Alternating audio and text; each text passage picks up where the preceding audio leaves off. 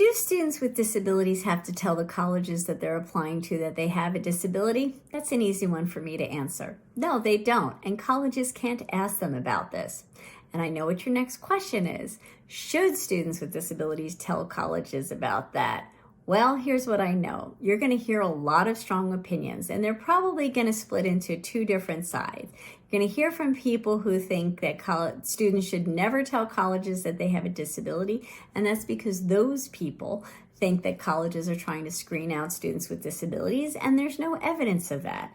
And then you're going to hear from people who think students should tell colleges because they believe that it will give them a boost in the admissions process, and there's no evidence of that either. The truth is, there's no evidence either way. Nobody's collecting any data on how many students each year are admitted to or rejected from colleges.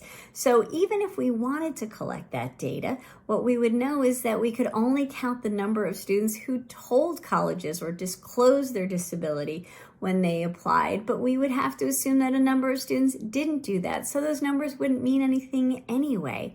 But I know it's really confusing. What you need to tell students is that it should be their choice. If it's something that they want colleges to know about themselves, then they should do that. And if it's not something that they're interested in for whatever reason, then they shouldn't do it.